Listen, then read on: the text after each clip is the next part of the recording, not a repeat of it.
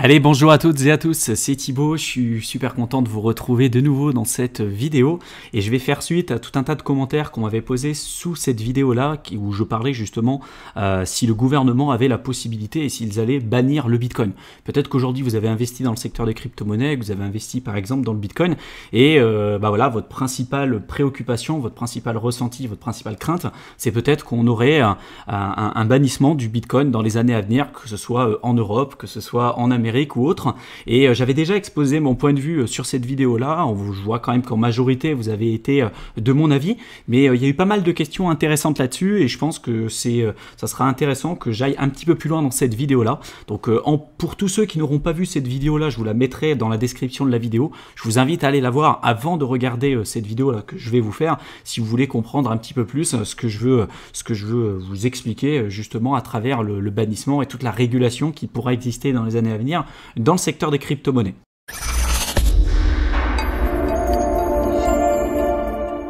Comme je l'expliquais en introduction, dans cette vidéo-là, j'avais donné mon point de vue sur une régulation potentielle qui pouvait exister dans le secteur des crypto-monnaies et plus spécifiquement sur le Bitcoin. On a beaucoup de personnes qui sont réticentes à investir ou qui ont peut-être déjà investi et qui disent de toute façon c'est déjà mort dans l'œuf. La régulation et les personnes qui ont aujourd'hui le plus de pouvoir n'ont aucun intérêt et n'auront aucune possibilité de laisser une technologie comme celle du Bitcoin se développer, puisque de toute façon ça serait remettre en cause leur souveraineté, leur pouvoir et leur possibilité aujourd'hui de contrôler éventuellement la population en pouvant imprimer de l'argent un peu comme elles le souhaitent, de pouvoir faire gonfler les actifs comme on le voit aujourd'hui en laissant apparaître tout un tas de bulles spéculatives sur de nombreux actifs. Donc en fait aujourd'hui les principales réticences qu'on voit apparaître, c'est surtout lié à la régulation et à un potentiel bannissement du Bitcoin. Donc c'est vraiment ce que je vais essayer d'expliquer dans cette vidéo là.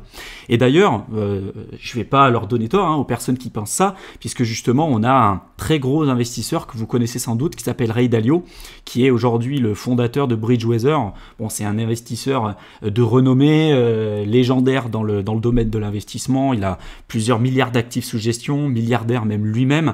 Il a surperformé le marché pendant des années, donc quand il explique quelque chose sur les marchés financiers, il faut vraiment l'écouter, puisque en effet c'est pas quelqu'un qui sort de nulle part, c'est quelqu'un qui a déjà fait ses preuves, et même si je suis pas forcément d'accord avec ce qu'il dit tout le temps, c'est toujours intéressant de pouvoir écouter ce que disent ces personnes-là sur le marché des crypto-monnaies et puis même sur le marché traditionnel de la finance. Donc Ray Dalio n'est pas le seul à donner ce discours-là, notamment en expliquant que si jamais le Bitcoin se développe comme on pourrait le penser dans les années à venir, de toute façon le gouvernement et les gouvernements ne le laisseront pas se développer correctement, puisque ils perdraient entre guillemets leur souveraineté monétaire. Et ça, on peut tous le comprendre qu'ils ne le laisseront absolument pas faire. Alors moi, il y a plusieurs choses que je voulais expliquer là-dedans. Déjà, ce qui est intéressant de voir à travers son discours-là, c'est que Ray Dalio, il dit que le gouvernement serait prêt à bannir le Bitcoin dans les années à venir, et c'est d'ailleurs pour ça qu'il était très réticent d'investir dedans. Mais ça veut dire qu'en l'occurrence, si on voit qu'il y a un bannissement, ça veut dire que il le voit quand même se développer dans les années à venir. Sinon, il en parlerait même pas. Sinon, il ne parlerait même pas en fait de bannissement. On n'a aucun intérêt et on perdrait même pas d'énergie à parler de bannissement s'il n'y avait pas un développement de la technologie et si ça ne prenait pas de l'ampleur comme on peut le voir aujourd'hui. En plus de ça, quelques jours après, il a posté un message directement sur Reddit. Si je le retrouve, je vous mettrai le lien en description de la vidéo, où il expliquait qu'il revenait un petit peu sur ses paroles et qu'il y avait sans doute certains aspects et certains points qu'il ne comprenait pas encore à 100% et qui le laissaient penser que le Bitcoin pourrait être banni dans les temps à venir, mais que petit à petit il revoyait en fait sa perspective et sa manière de percevoir le marché, puisque justement on voit que de plus en plus les régulations, les institutionnels et tout ce qui se passe ne laisse pas à penser qu'on irait vers un bannissement du Bitcoin, mais plutôt à l'inverse et une acceptation beaucoup plus globale de la technologie. Donc là, juste derrière, je vous mettrai un autre lien dans la description de la vidéo, tous les articles que je vous présente seront dans la description de la vidéo là, et pendant très longtemps en fait Ray Dalio a été vraiment un fervent défenseur plutôt de l'or comme alternative au Bitcoin, mais on voit que petit à petit les mentalités commencent à changer. Il y a plusieurs millionnaires qui se sont déjà lancés et qui ont déjà avoué avoir investi dans le Bitcoin plus spécifiquement, et puis plus globalement dans le secteur des crypto-monnaies, mais à mon avis c'est pas les seuls, et il y en a beaucoup d'autres encore qu'on ne connaît pas aujourd'hui. En plus de ça, on voit que récemment, en termes de régulation, si on regarde vraiment les dernières news qui sont arrivées et celles les plus importantes, on voit qu'il y a tout un tas de régulations qui sont plutôt dans le bon sens par rapport aux crypto-monnaies, et que notamment il y a tout un tas de services qui sont aujourd'hui disponibles aux États-Unis et sur plein d'autres pays sur la planète, qui autorisent et qui permettent aujourd'hui aux banques de proposer à leurs clients des services à base de crypto-monnaies, que ce soit l'achat et la vente de crypto-monnaies. Donc aux États-Unis, c'est absolument pas le seul endroit où on a la possibilité aujourd'hui de faire ça. Il y a plein d'autres pays qui aujourd'hui se lancent là-dedans, et cet article le présente également très très bien. On a également aussi l'arrivée de PayPal dans le secteur des crypto-monnaies. Ça, pareil, c'est un très grand pas, même si on préconise absolument pas aux personnes qui connaissent vraiment le fondamental des crypto-monnaies d'aller acheter leurs crypto-monnaies sur PayPal, puisque si vous ne le savez pas, je vais vous l'expliquer brièvement, mais en gros, l'objectif de PayPal, quand vous achetez les crypto-monnaies directement sur leur interface, vous ne détenez pas vos clés privées, vous investissez directement sur PayPal, mais vous ne pourrez pas retirer vos crypto-monnaies. Donc pour nous, en fait, d'investir dans PayPal, investir via PayPal dans les crypto-monnaies, et plus spécifiquement dans le Bitcoin, ça n'a strictement aucun intérêt, puisque du coup, vous ne pourrez même pas utiliser vos crypto-monnaies comme vous voulez, et c'est utiliser, encore une fois, un tiers de confiance pour gérer vos fonds, ce qui est en contre-indication avec l'idée globale et la philosophie globale qui est portée et qui est poussée par les crypto-monnaies. Par contre, bien évidemment, PayPal, c'est 350 millions d'utilisateurs, donc ça permet d'augmenter, encore une fois, la connaissance et le développement des crypto-monnaies, d'augmenter l'émergence et la connaissance de cette nouvelle classe d'actifs. En plus, on voit que de plus en plus, on entend parler de l'émergence d'un ETF. Donc, vous le savez, un ETF, ça veut dire Exchange Traded Fund, et ça permet en fait tout simplement de répliquer les performances d'un indice. Voilà, c'est un instrument financier qui permet de répliquer les performances d'un indice. Alors, ça existe sur l'or, ça existe pour le S&P, ça existe sur tout un tas d'actifs financiers. Et pendant très longtemps, on a entendu parler en 2017-2018 de l'arrivée d'un ETF plus spécifiquement pour le Bitcoin. Aujourd'hui, il y en a pas encore un d'acté au niveau de la régulation, mais pour moi, c'est qu'une question de temps. Et d'ailleurs, JP Morgan également a dit que les institutionnels arriverait bientôt, à mon avis, à présenter un produit à base d'ETF spécifiquement pour le Bitcoin. Donc pour moi, c'est qu'une question de temps. Et à partir du moment où on a un ETF qui arriverait sur le marché pour le Bitcoin, bien évidemment, qu'il y aurait toute une régulation qui serait mise à travers ces ETF-là, que ça ne peut pas se faire comme ça du jour au lendemain, mais avec toutes ces news et tout ce qui se passe, on se rend compte qu'on se dirige petit à petit, non pas vers un bannissement du Bitcoin comme beaucoup de personnes le laissent à penser, mais plutôt vers une émergence de cette nouvelle classe d'actifs. En plus de ça, il y avait quelque chose que je voulais vous parler, c'est que en réalité, quand on voit le développement de ces nouvelles technologies et que beaucoup de personnes pensent encore aujourd'hui qu'elles pourraient être bannies dans les temps à venir, qu'est-ce qui est arrivé aux différents secteurs qui ont été bannis dans les années qui précédaient jusqu'à présent? On peut prendre plusieurs exemples. On peut prendre par exemple le cas de la prostitution, le cas de la drogue et même le cas de l'or en 1933 qui a été banni aux États-Unis et qui était totalement interdit pour les particuliers de détenir de l'or. Et qu'est-ce qu'on a observé? Vous le savez, aujourd'hui, la drogue c'est interdit, sauf que ça n'a jamais été aussi important. La prostitution, même dans les pays où il y a les sanctions les plus sévères, la prostitution crève les plafonds. Et de l'or en 1933, là je vous ai mis un graphique à l'écran. En 1933, là vous voyez, en décembre 1933, on a eu l'arrêt et l'interdiction pour les particuliers de détenir de l'or. Et au moment où ça a été interdit, on a eu tout simplement une hausse du cours de l'or. Ensuite, on a eu une impression monétaire énorme et une manipulation du cours de l'or, justement, puisque les institutionnels ont manipulé le cours pour faire baisser le cours de l'or et imprimer de l'argent. Et ensuite, on a eu une explosion du cours de l'or en 1971 après l'arrêt de la convertibilité du dollar en or par Richard Nixon. Donc en fait, tous ces exemples nous montrent qu'à partir du moment où vous allez bannir quelque chose, ça ne va pas faire en sorte de diminuer l'impact de cette technologie, mais bien au contraire, à chaque fois, on a une augmentation et une prolifération à la fois des nouvelles technologies et puis même des secteurs que je viens de vous évoquer, que ce soit la prostitution, la drogue, etc. Tout ça, de toute façon, c'est des secteurs qui n'ont pas pu être arrêtés auparavant, donc je ne vois pas comment ils pourraient aujourd'hui concrètement le mettre en place pour le Bitcoin et plus généralement dans le secteur des crypto-monnaies. En plus de ça, je vous ai mis une carte à l'écran. qui vous montre qu'à partir du moment où la marijuana a été autorisée dans certains États aux États-Unis, il y a eu le cours de la marijuana qui a été représenté ici entre 2010 et 2019. En fait, à partir du moment où ça a été autorisé, on a eu une baisse du cours de la marijuana et du prix de la marijuana, parce qu'à partir du moment où ça a été autorisé, on a plutôt une baisse. Et à partir du moment où vous bannissez quelque chose, où vous l'interdisez, les personnes en ont plus envie, et ça veut dire que justement il y a une utilité. Pour revenir au propos que je vous ai dit au début, vous n'avez aucun intérêt à bannir quelque chose si c'est pas utile. En tout cas, si par exemple pour le Bitcoin, ça ne s'était pas développé comme aujourd'hui, et si ça visait pas à se développer tel qu'on pourrait le penser dans les années à venir, on n'aurait aucun intérêt à le bannir, ni même de l'évoquer sur les médias ou autres. Si on parle de bannissement, c'est que justement il y a quand même une utilité dans le fond, et que pour les personnes comme vous et moi, il y a aussi un rôle à jouer dans notre liberté personnelle et dans la protection de nos actifs. Donc ça, c'est super important. En plus de ça, vous le savez, Bitcoin, donc c'est un actif qui est totalement décentralisé. Là, vous avez tout un tas de nœuds qui sont représentés. Je vous mettrai le lien en description de la vidéo, qui s'appelle bitnode.io, qui vous montre qu'aujourd'hui, on a plus de 10 000 nœuds qui sont aujourd'hui disponibles et qui permettent aujourd'hui de limiter le risque. Donc si quelqu'un arrive et essaie de toquer à votre porte pour finalement vous empêcher de créer par exemple un nœud Bitcoin, en fait, il faudrait qu'il y ait une attaque globalisée et généralisée dans le monde entier pour essayer d'empêcher le Bitcoin de se développer, ce que je ne pense absolument pas être possible, et c'est d'ailleurs le propos que j'ai évoqué dans cette vidéo là. Je vois pas, déjà même sur des notions qui sont fondamentales comme le réchauffement climatique, la protection aujourd'hui de l'environnement, etc.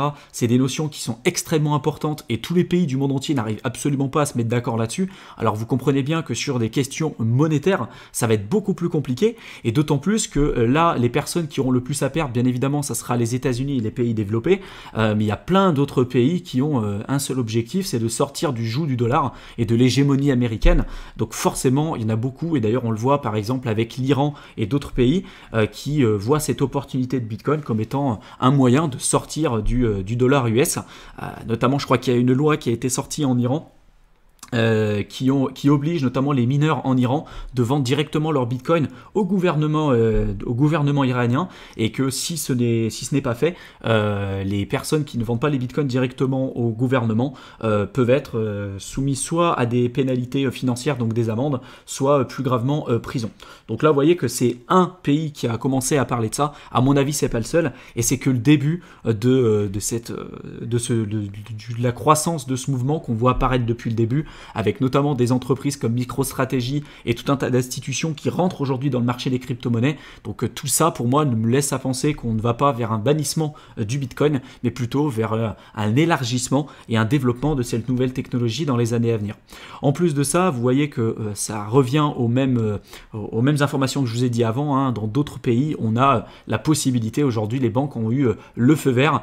C'est le cas en Allemagne, c'est le cas aux États-Unis, avec par exemple Kraken, qui a reçu la première licence bancaire pour première licence bancaire comme étant une banque mixte, hybride, crypto-monnaie et fiat, et ils ont eu vraiment leur licence bancaire aux États-Unis. Donc ça c'est complètement fou en fait quand on y pense, c'est la première banque aujourd'hui qui permet de faire ça, et donc si les institutions étaient totalement contre, ils n'auraient jamais eu par exemple ce titre-là et cette licence-là pour pouvoir vendre des actifs et des crypto-actifs.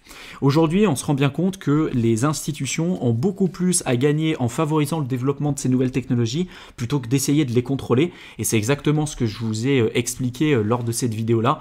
Pour moi, si on a un pays comme par exemple la France, et on voit que de plus en plus les restrictions se font de plus en plus sentir, on voit qu'on a l'Europe et plus spécifiquement la France qui essaie de contrôler, qui essaie de verrouiller l'émergence de ces nouvelles technologies là, et en fait ce qui va se passer, ça fera comme avec internet, et ces nouvelles technologies et ces entreprises là, les entrepreneurs vont aller dans des pays où je dirais la régulation va être un peu plus clémente, et du coup on aura une fuite de capitaux et une création de richesse qui ne se fera pas en France, mais dans les pays où on aura la possibilité de pouvoir entreprendre beaucoup plus sereinement et sans être embêté avec des régulations qui de toute façon n'ont ni queue ni tête. Clairement, si vous avez vu les nouvelles déclarations par exemple de Bruno Le Maire, qui expliquait dernièrement qu'il voulait assécher le développement des crypto-monnaies et notamment le développement des crypto-actifs pour le blanchiment d'argent. Alors vous savez qu'aujourd'hui, le plus fort moyen et le meilleur moyen pour pouvoir blanchir de l'argent, c'est pas le Bitcoin, vu que c'est totalement transparent et qu'on peut vous suivre à la trace sans aucun souci. C'est pas les crypto-monnaies, c'est pas le Bitcoin, c'est le dollar US. Voilà, c'est les fiat de toute façon aujourd'hui qui sont utilisés pour pouvoir blanchir de l'argent. Donc vous allez avoir à un moment donné des pays qui vont vouloir restreindre le développement de ces nouvelles technologies-là, alors qu'elles pourraient les embrasser et pouvoir participer activement à l'écosystème et profiter à la création de cette richesse. Et malheureusement, il y en aura d'autres comme la France, à mon avis, qui vont décider de serrer les vis et qui vont empêcher le développement de ces nouvelles technologies-là et qui vont voir les capitaux partir à l'étranger, puisque de toute façon, je ne vois pas comment on pourrait avoir un consensus global pour arrêter une technologie qui, en plus de ça, est décentralisée. Il faudrait qu'on ait un consensus global pour arrêter tout ça, et même ça, aujourd'hui, c'est impossible. Je vous avais fait une vidéo pour vous parler un petit peu du Bitcoin et notamment de cette résilience. Aujourd'hui, vous savez que par exemple, même si on éteint Internet, on a toujours la possibilité de faire des transactions Bitcoin. Il y a eu un satellite qui a été développé par Blockstream et qui a été lancé avec Blockstream pour pouvoir fonctionner même en l'absence d'internet, pour pouvoir envoyer et recevoir des bitcoins. Et même si on arrêtait tout ça, on a même aujourd'hui la possibilité d'envoyer des bitcoins via des ondes radio. Bref, aujourd'hui, vous comprenez mon point de vue là-dessus. Je ne vois pas comment ça peut être possible, et ni comment ça peut être même pensable. En tout cas, avec tout ce qui se passe aujourd'hui, je peux me tromper, qu'on aille vers un bannissement, mais d'après moi, on va plutôt vers un élargissement et un développement de ces nouvelles technologies. Il y a plusieurs remarques également aussi que je voulais vous faire pour terminer cette vidéo-là. Quand on voit qu'il y a des gros investisseurs et des grosses institutions, on entend par exemple BlackRock, on a également l'arrivée de PayPal, etc., qui commencent à arriver dans le secteur des crypto-monnaies et qui investissent massivement là-dedans, on pourrait forcément imaginer non pas un durcissement des règles, mais plutôt un développement et une régulation un peu plus friendly pour permettre un développement du Bitcoin. Je vois pas pourquoi ces entreprises-là investiraient massivement s'il y avait le moindre risque à ce qu'elles puissent perdre de l'argent sur le court, moyen et le long terme. Ensuite, pourquoi ban le Bitcoin quand tu peux en avoir et que tu peux profiter aujourd'hui du développement de l'écosystème? On vous en a déjà parlé à de très nombreuses reprises, mais faire une attaque par exemple 51% pour pouvoir essayer de détourner la blockchain ou aujourd'hui de pouvoir, limiter la croissance et limiter la sécurité aujourd'hui du réseau. Faire une attaque 51% ou d'attaquer le réseau Bitcoin, ça coûterait beaucoup plus cher d'attaquer le réseau, et c'est même aujourd'hui typiquement impossible, même s'il y avait un consensus global pour attaquer le réseau. Aujourd'hui, la sécurité qu'on a sur le Bitcoin, c'est inégalable, ça n'est encore jamais connu dans toute l'histoire de l'humanité, et c'est une sécurité qui ne fait qu'augmenter avec le temps. Donc quand vous avez un actif, vous avez beaucoup plus à perdre en essayant de le détruire, alors que vous pourrez y participer activement et profiter de la création de richesses en faisant ça, vous comprenez que vous avez beaucoup plus à gagner en y participant activement plutôt qu'en essayant de le détruire. On sait également qu'on va vers une économie plutôt digitale, qu'on se digitalise de plus en plus. On va avoir l'arrivée des CBDC, donc des crypto-monnaies de banque centrale. On a également aussi l'évolution, on a eu la création d'Internet et la première monnaie numérique d'Internet, qui est le Bitcoin. Donc de toute façon, c'est une tendance qui n'est pas prête de s'arrêter et c'est tout simplement la suite logique. En plus de ça, vous avez toutes les nouvelles générations qui ont évolué avec le Bitcoin et puis l'émergence de ces nouvelles technologies. Et puis on a des personnes, par exemple aujourd'hui du gouvernement même, ou des grandes institutions qui possèdent aujourd'hui du Bitcoin. Et donc j'ai l'exemple également aussi de cette personne qui s'appelle Cynthia Lummis, qui a été élue au Sénat américain et qui est avouée également aussi être détentrice de Bitcoin. Et à mon avis, c'est pas la seule. Donc je vois pas pourquoi dans les années à venir on n'aurait pas des personnes comme ça influentes qui pourraient pousser vers le développement de ces nouvelles technologies. En tout cas, c'est mon point de vue, vous pouvez très bien ne pas être d'accord, et d'ailleurs je vous invite à me donner votre point de vue dans la section commentaires. Dites-moi si vous voyez vraiment aujourd'hui un bannissement du Bitcoin de manière générale. Est-ce que vous êtes d'accord avec mon propos? Est-ce que vous êtes totalement contre? Je pense que ça peut être intéressant d'échanger ensemble là-dessus.